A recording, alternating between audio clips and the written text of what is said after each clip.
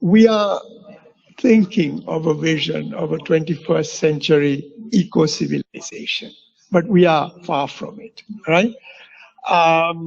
One of the problems which have been mentioned by earlier speakers has to do with values and behavior. So while we focus on technology and what can be done politically and so on, actually the focus on material consumption and the belief in concepts like GNP and so on, plus the firm belief in people that the more they consume, the better off they must be. These are some of the myths that are actually contributing to the business as usual approach. I'm working, for example, with the government of Bhutan, the King of Bhutan, on a concept called gross national happiness, which you may have heard of. But basically, there are other ways to measure well-being, happiness, without focusing exclusively on material consumption. And that is one of the major issues we have. If we move to the next one, this is a kind of vision that we are looking at, that we're looking for a social system which meets the basic needs of all human beings on the planet, including the 2 billion poor who now are there, but also includes elements like social justice and empowerment and peace and security. On the environmental side, most broadly, we need to live within the sustainable carrying capacity of one planet, right?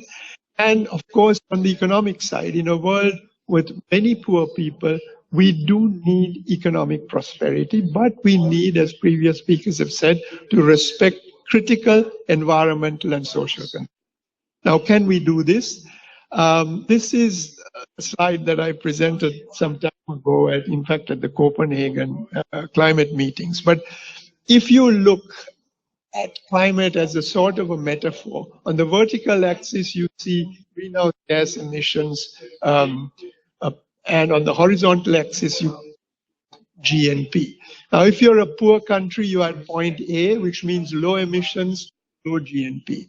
If you're a rich country, you're at point C, you're emitting above the safe limit, but you're also rich, right? And many other countries are at B, in between. Now, the first part of this compact has to be that those who are, in a sense, over-consuming, this is not necessarily only in terms of climate emissions, but also food and energy and other things. It's a metaphor. They need to come down in their consumption, but they can maintain a very good quality of life. And many studies of resource efficiency have pointed this out, that you don't have to give up the good life. We know the technology and so on. It's again a question of values and behavior, right?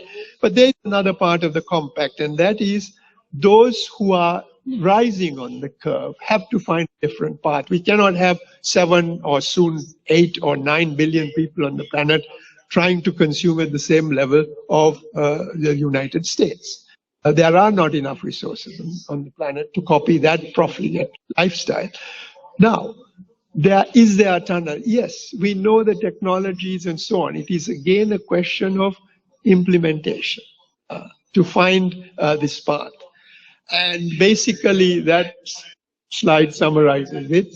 We need to have more sustainable consumption and for those who consume a lot, the rich family, but we also have to raise the poor out of poverty along a more sustainable path. Right now, I will not with just a doom and gloom message, but to tell you that we do know how to overcome these problems. We can find integrated and comprehensive solutions, scientifically speaking, and models. What we are actually facing is weak leadership, okay? And if we are waiting top-down solutions for prime ministers and presidents to tell us what to do, then I believe personally that we are doomed. I think we are seeking bottom-up solutions. And basically, not only you and I, okay, but also the middle level of leadership, CEOs of companies, community leaders, mayors of cities. We are having much more action at that level and not necessarily at the very top. So this is extremely important. We have to respect the harmony of the Sustainable Development Triangle, and we have to break down stakeholder barriers so that business and civil society can actually work with government, actually push governments to make the right decisions. We need also to think of sustainable consumption and production patterns, which is one of the important elements of the Sustainable Development Goals. The SDGs, by the way, look formidable. There are 17, there are 169 indicators and sub-goals and so on. One can get lost. But this does not mean that every country has to practice every goal, okay? There is a process where you can choose what are most important for you as along your development path, but it is a useful checklist. And for once, this is universal. It is not just something for the developing countries, which was the MDGs. This is for all countries. And to me, the sustainable consumption and production element is one of the most important elements. So let me end there, basically saying that this sustainable development is like learning to climb a mountain.